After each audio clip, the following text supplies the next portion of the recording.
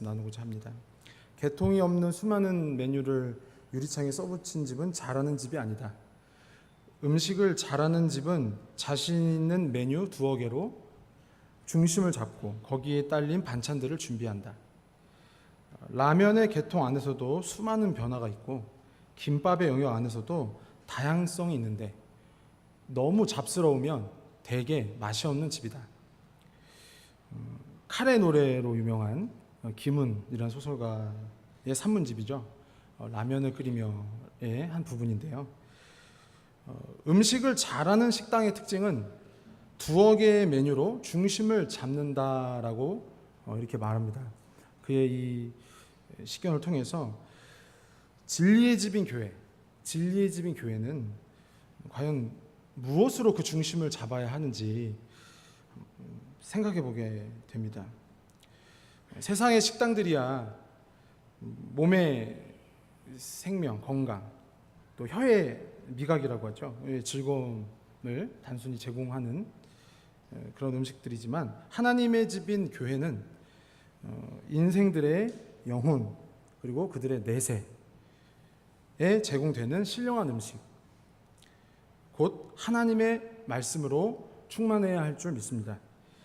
그것으로 교회의 중심을 잡지 않는다면 그야말로 개통 없고 뿌리 없는 천박한 공동체로 전락하게 될 것입니다.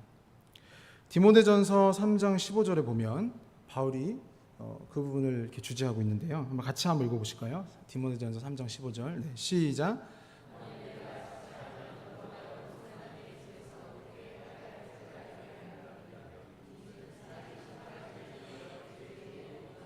네, 아멘. 이 집은 살아계신 하나님의 교회요 진리의 기둥과 터이니라. 자, 그렇다면 이 집은 살아계신 하나님의 교회, 진리의 기둥과 터라 했을 때 그 사명을 다하는 교회는 어떤 교회일까요? 첫째로 한번 따라해 보실까요? 진리를 위해 헌신하는 교회입니다. 네. 교회는 예수님을 마음에 모신 한 성도 그리고 그 성도들의 교제, 그 모임을 통칭합니다. 단순히 육안으로 볼 수 있는 면만 아니라 영으로, 믿음으로 볼 수 있는 내면과 그 내면의 생각 속에 진리를 모신 자들이 교회입니다. 그 교회는 진리는 단순히 참된 것이야 하며 고개를 끄덕이는 이렇게 수긍하는 정도로 멈추지 않습니다. 그 진리를 믿음으로 받아들이고 또 그 믿음으로 받아들인 진리를 한번 따라해볼까요? 나의 생각과 나의 생활에 어떻게 표현할지 막 고민하며 실제로 수고하는 그것이 교회입니다. 그 좋은 예가 라합이라는 여인인데요. 야고보서 2장 25절 26절에 보면 라합에 대해 이렇게 야고보 선생님이 소개해 주고 있는데요. 한번 읽어볼까요? 야고보서 2장 25절 26절. 시작.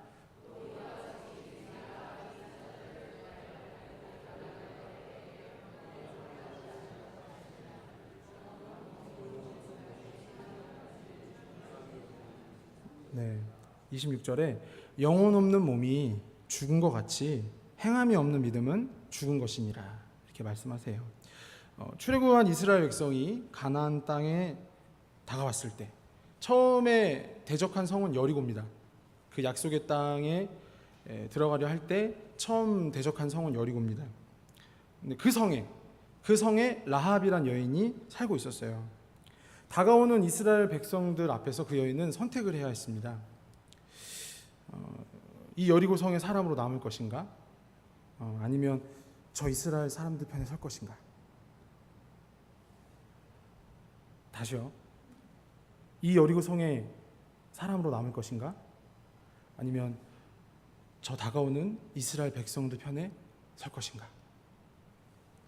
진리는 이와 같은 특징이 있다는 거예요.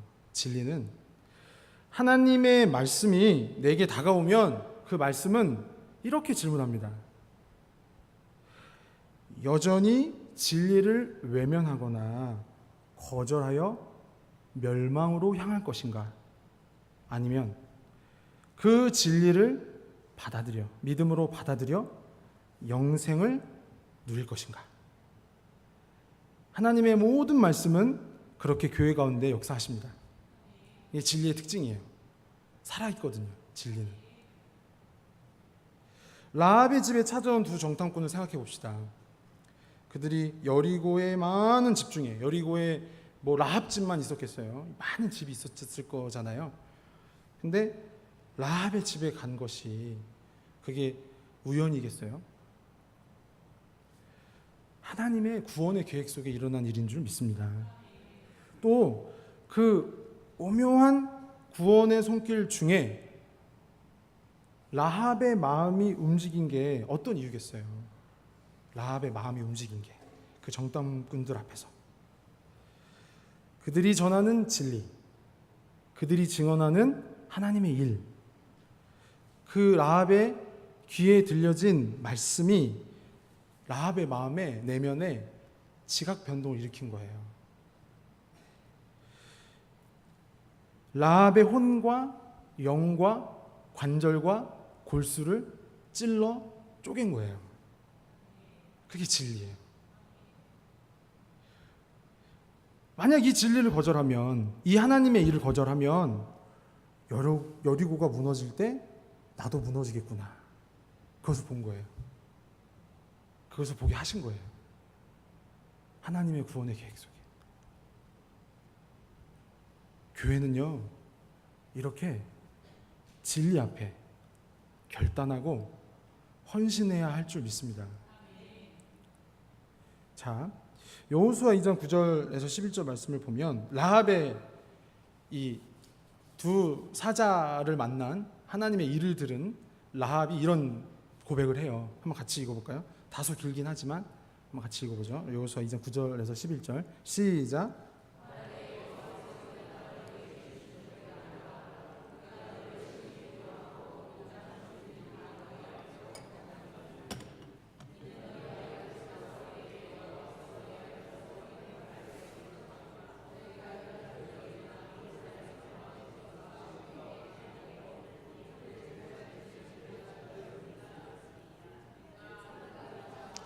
너같고 너희로 말미암아 사람이 정신을 잃었나니 너희의 하나님 여호와는 위로는 하늘에서도 아래로는 땅에서도 하나님이시니라. 아멘.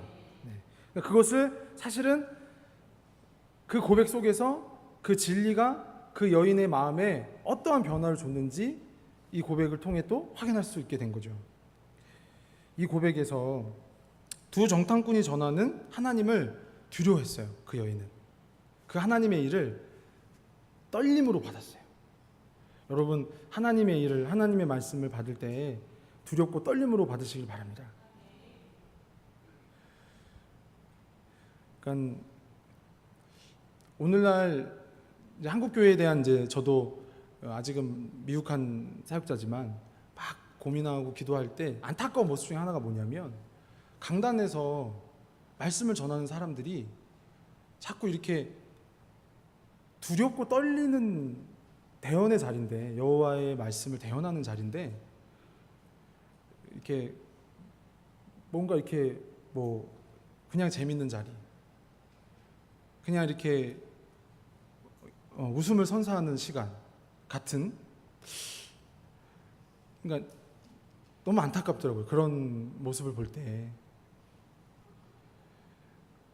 여러분이요, 두 정탐꾼을 만난 라합을 한번 지금 생각해 보세요. 라합은 자기가 이제까지 한평생 살아온 모든 것을 던져야 돼요.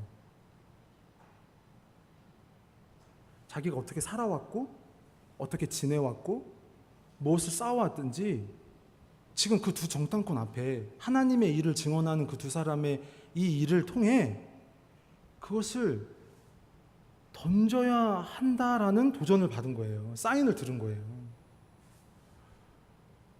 그런데 이 엄중하고 엄연한 시간일진데 어떻게 그렇게 전할 수 있으며 어떻게 그렇게 받을 수 있습니까?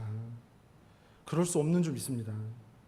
늘 주의 말씀을 들을 때, 받을 때 두렵고 떨림으로 받으시기를 바랍니다. 정말 하나님이 나에게 하시는 말씀으로, 나를 구원하시는 말씀으로 그렇게 떨림으로 받으시길 바랍니다. 하나님의 손에 여리고성이 무너질 것을 미리 보게 된 거예요. 아, 이 성이 이제 무너지는구나. 이렇듯 말씀은 어리석은 심령을, 어두운 심령을 지혜롭게 합니다. 사망의 그늘에서 벗어나게 하는 신령한 능력이 있습니다. 듣기에 따라서는 그래요. 아, 참 라합이 대단하다. 그 뭐 한평생 쌓아놓은 거 그거 다 내려놓아야 되는 어떤 그런 도전 앞에 있으니까 그렇게 또 우리도 결과를 또 아니까요. 그런데요, 말씀의 빛이 없었더라면 그 여인은 그런 결정 할 수 없었습니다. 할렐루야. 말씀의 지혜가 없었더라면, 말씀의 권면이 없었더라면, 말씀의 인도가 없었더라면, 말씀의 비춰주심이 없었더라면 그렇게 나아갈 수 없었을 거예요. 시편 19편 7절 8절 말씀 같이 한번 읽어볼까요? 자, 시작. 여호와의 증거는 확실하여 우둔한 자를 지혜롭게 하며 여호와의 교훈은 정직하여 마음을 기쁘게 하고 여호와의 계명은 순결하여 눈을 밝게 하시도다. 아멘. 자, 한번 따라 보실까요? 여호와의 계명은 순결하여 눈을 밝게 하시도다. 할렐루야. 어떻게 밝아지셨습니까? 여호와의 말씀으로, 여호와의 율례로 여러분 눈이 밝아지셨어요? 한번 앞뒤 성도에게 이렇게 한번 물어보세요. 자, 겸손하게 어떻게 밝아지셨어요? 이렇게. 왜 또 안 하세요? 거기는 거기 청년도 빨리 하세요. 자, 앞뒤 자, 어떻게 밝아지셨나요? 이렇게. 응? 잠도 깰게요.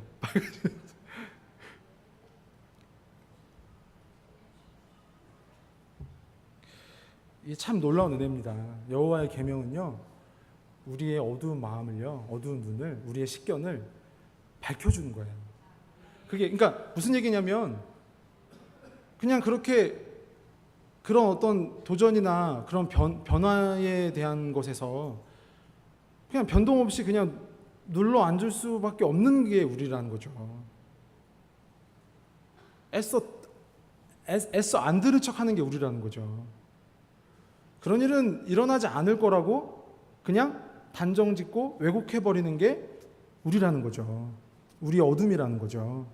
그런데 하나님의 말씀이 임하면 홍과 영과 골수를 찔러 쪼개실 줄 믿습니다. 할렐루야. 영과 홍과 및 관절과 골수가 찔러 쪼개짐으로 하나님의 일에 헌신하는 여러분 되길 바랍니다. 그게 바로 제단에 드려진 짐승이에요. 각을 뜨잖아요. 짐승의 각을 뜨잖아요. 살을 다 뜨고 뼈를 다 발라내고 내장을 드러내잖아요.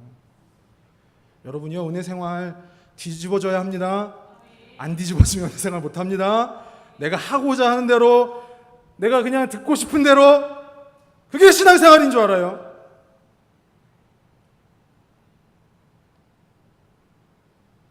그럼 자기만족이죠.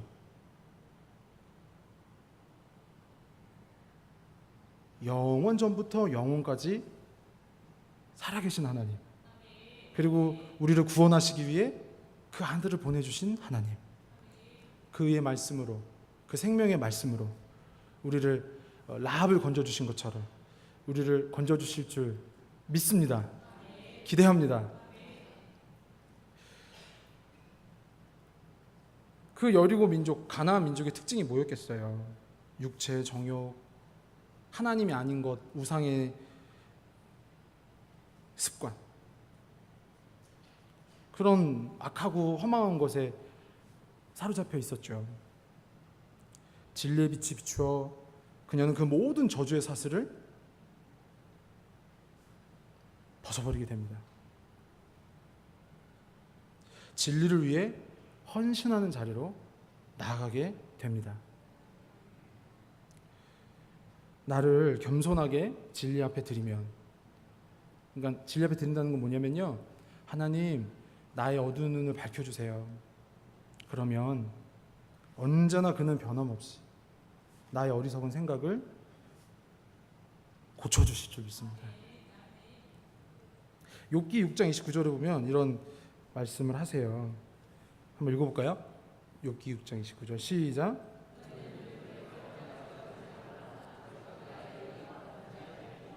돌아오라.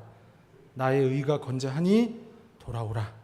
우리의 잘못된 신앙의 어떤 관념, 하나님에 대한 어떤 왜곡된 이해나 해석, 나의 생활 속에 여전히 남아있는 어떤 우상의 그런 잘못된 전통들 다 하나 없이 그 말씀의 빛으로 이렇게 쏘여주시기를, 비춰주시기를, 그렇게 해서 이 라합과 같이 이 여리고의 사슬에서, 가나안의 저주에서 풀려지기를 여러분 모두 그것을 소원하게 되기를 바랍니다.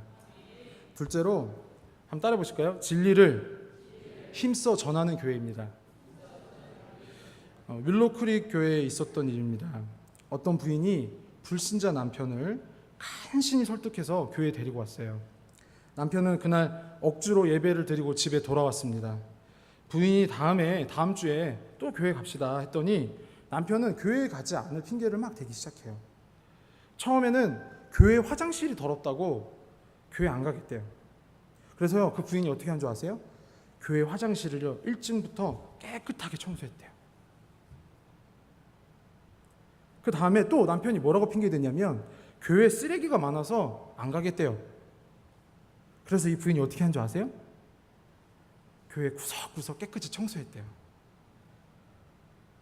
더 이상 그 남편은 아무 소리 않고 부인을 따라 교회에 나왔다고 합니다. 이것이 바로 진리를 전하는 사람의 특징입니다. 잃어버린 영혼을 놓치지 않으려는 열심과 성실함이 배어 나오죠. 믿지 않는 배우자를 만난 것은 잘못이에요. 분명한 잘못이지만 그 남편을 구원하기 위해, 그 남편을 살리기 위해 교회 구석구석한 청소, 교회 구석구석 그 쓰레기를 비운 이 여인의 이 열심에서 여러분은 무엇을 느끼십니까? 이 여인에게서 우리는요, 진리를 지키고 싶은 마음, 진리를 지키고 싶은 마음, 또 이 영생을, 이 진리로 말미암아 얻는 이 영생의 도를 전하고 싶은 정성을 느낄 수 있습니다. 한 영혼이 천하보다 귀하다 말씀하신 그리스도를 바라볼 때 그분은 늘 우리에게 이렇게 말씀하세요. 오늘 본문의 말씀, 이제 마태복음은 이렇게 표현한 건데 한번 읽어보실까요? 마태복음 5장 13절인데 한번 읽어볼까요? 시작.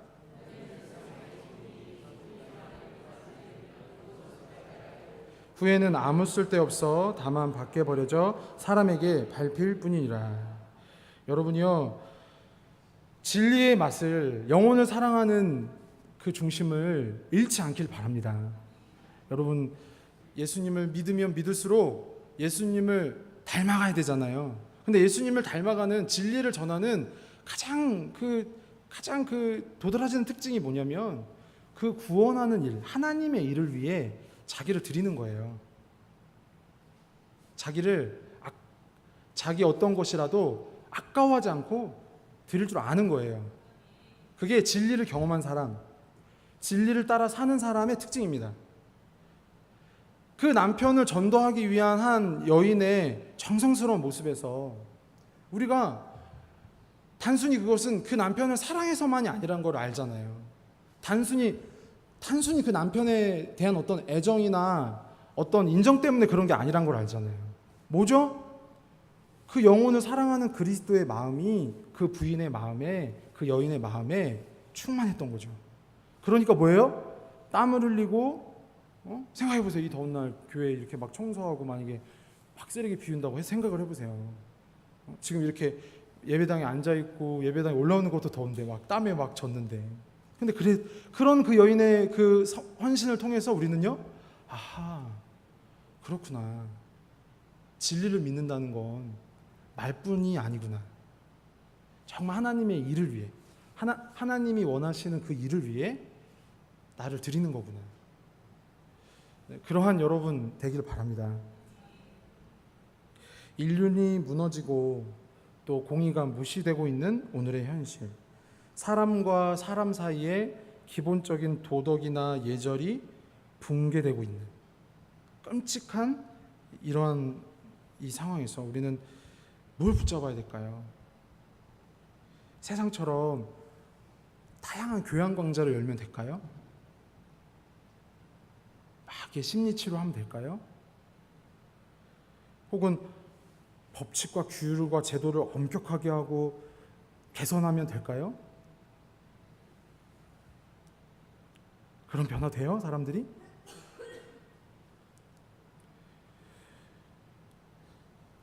그렇게 해도 저렇게 해도 인생들은요, 도망갈 궁리를 합니다.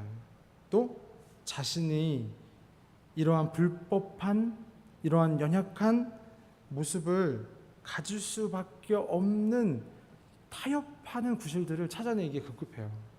그게 우리의 현 주소예요. 그런 우리들을 불쌍히 여기시사, 이 땅에 사람으로 오신 하나님의 아들은 먼저 믿는 우리에게, 그래서 먼저 믿게 된 우리에게 그래서 세상의 소금이 되라 하고 말씀하신 거예요. 세상의 소금이 되라. 짠맛, 진리의 살아있는 맛, 생명의 맛, 그것을 내라. 내봅시다. 우리 한번 앞뒤 성도에게 한 번만 더 권해볼까요? 내봅시다. 냅시다. 내셔야 돼요. 안 내시면 안 돼요. 내셔야 돼요. 진리의 맛, 짠맛, 생명의 맛 내길 바랍니다. 1948년 10월 애양원 교회 그 부흥회 도중에 그 여순 사건이 발생합니다. 그때 두 아들을 잃은 손영원 목사님은요, 다음에 9가지 감사를 기도를 드려요. 우리 한번 3가지씩 이렇게 끊어서 3번 읽어보려고 하거든요. 손영원 목사님 9가지 감사해요. 한번 읽어보시죠. 시작.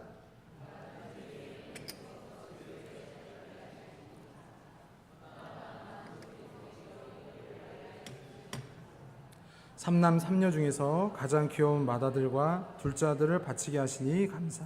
네, 다음 4번째요. 한 아들의 순교도 귀하거늘 두 아들이 함께 순교했으니 더욱 감사함. 5번째. 예수 믿고서 와석 종신에도 복이라 했는데 전도하다 총살 순교했으니 더욱 감사함. 6번째. 미국 가려고 준비하던 아들이 미국보다 더 좋은 천국 갔으니 내 마음이 안심이 되어 더욱 감사. 네, 7번째요.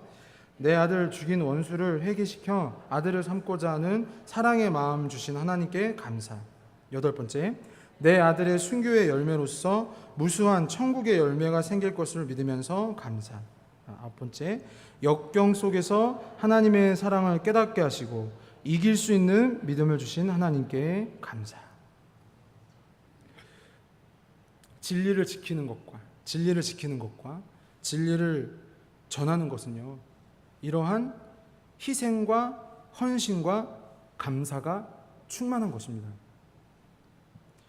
진리의 나를 드림으로, 다시 말씀드려요, 하나님 나의 어두운 눈을 당신의 율례로 밝혀주세요 하면 그 진리가 참으로 나의 소망과 위로임을 깨닫게 하시며 그것을 위해 정말 순종할 수 없는 일까지 순종하게 하시는 줄 믿습니다. 변화될 수 없는 나의 어떠한 연약한 모습도 변화시키실 줄 믿습니다. 여러분, 두 아들을 잃은 일이 작은 일인가요? 저는 딸 하나 있거든요. 얘를 잃으면 어떨까요? 이거 막 설교 준비하면서 막 손이 떨리더라고요. 막 연상을 해보니까. 진리를 전하는 일엔, 진리를 지키는 데엔 예외가 없다는 거예요. 믿음이 강한 사람이나 믿음이 약한 사람이나 각자의 수준에 맞게, 각자의 분량에 따라 그 진리를 증거하며 지키는 사명, 그것이 있음을 여러분 잊지 않길 바랍니다. 다시 말씀드립니다. 믿음이 강한 자나 믿음이 약한 자나 각자의 분량에 따라 그 진리를 전하며 지키는 사명 놓치지 않길 바랍니다. 우리를 그렇게도 사랑하신다면서 하나님이 그렇게 나를 기뻐하신다면서 왜 그럼 이렇게 험한 세상에 남겨두셨을까요?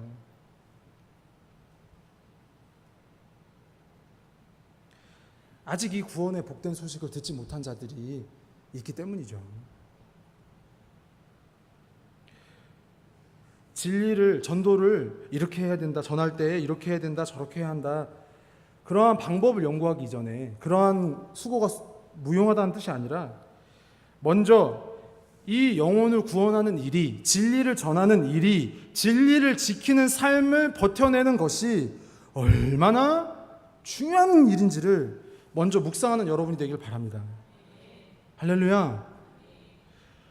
얼마나 사랑하시면, 나를 얼마나 기뻐하시면, 이 땅에 그 자녀들을 얼마나 구원하고 싶으시면 그 십자가에서, 그 참혹한 십자가에서 당신의 하나뿐인 그 아들을 죽이셨겠어요.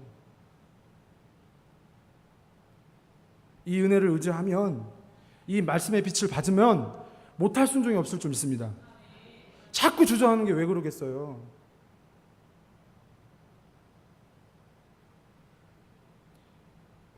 진리를 전하는 방법이 중요한 게 아니라 이 아버지의 사랑, 이 아버지의 헌신, 이 아버지의 열심에 사로잡히는 것입니다. 그러므로 이웃을 구하고 또 나를 구해가고 또 교회에 더 헌신하는 여러분 되길 바랍니다. 끝으로 요한복음 10장 15절 16절 말씀 같이 보고 마칠게요. 자, 시작. 아버지께서 나를 아시고 내가 아버지를 아는 것 같으니 나는 양을 위하여 목숨을 버리노라. 또 이 우리에 들지 아니한 다른 양들이 내게 있어 내가 인도하여 할 터이니 그들도 내 음성을 듣고 한 무리가 되어 한 목자에게 있으리라. 아멘. 우리 같이 이 시간 기도할 때 두 가지인데요. 진리를 위해 헌신하는 삶, 그리고 진리를 힘써 전하는 삶. 우리 같이 말씀을 생각하며 기도하겠습니다. 하나님 아버지, 그 맛을 잃지 않기 원합니다. 주님이 마치 네 눈이 너를 범죄케 하거든 빼어버리라. 온 몸을 가지고 지옥불에 들어가는 것보다 눈 하나를 잃고 천국에 들어가는 것이 더 낫다 하셨사오니 하나님이여, 우리에게 그 라합에게 비추어주셨던 진리의 빛을 비추어 주시옵소서. 하나님이여, 우리를 얼마나 사랑하시며 우리를 얼마나 기뻐하시는지에 대한 그 아버지의 사랑과 그 기쁨의 마음, 그 은혜의 마음을 온전히 깨닫는 저희들에게 하여 주시옵소서. 이 진리를 전하며 이 진리를 지키는 길을 걸어갈 때에 때론 아버지여, 우리의 연약함으로 인하여 우리가 순종하지 못할 이유를 더 많이 찾고 순종하지 않으려고 하는 그런 상황에 어떤 타협을 많이 하는 것을 봅니다. 주님, 불쌍히 여겨주시고 우리가 주님을 위해, 진리를 위해 온전히 우리 자신을, 우리의 어떤 것이라도 아까워하지 아니하고 드릴 수 있는 저희가 될 수 있도록 인도하여 주시옵소서. 하나님, 우리가 영혼을 사랑하는 마음을 먼저 주님으로부터 받기를 원합니다. 주님이 어떻게 나를 사랑하셨고 또 우리를 어떻게 사랑하셨는지를, 그것이 우리의 삶 가운데 어떻게 나타나야 하는지를 우리가 더 한 번 더 깊이 십자가 앞에 묵상하는 저희들이 되게 하여 주시옵소서. 그 진리를 어떻게 기능적으로 방법적으로 전하려고 하는 것이 아니라 그 이전에 어떻게 아버지가 나를 사랑하셨는가, 어떻게 그리스도가 나를 위하여 고난받으셨는가, 이 사랑과 이 헌신과 이 고난이 무슨 연고인가. 오 아버지여, 여호와의 규례는 아버지 우리의 어두운 눈을 밝힌다고 하였사오니 우리의 어두운 눈을 밝혀주시고 우리의 그 다친 심령을 깨끗하게 치료하시고 위로하셔서 우리가 하나님을 보게 하여 주시옵소서. 하나님의 그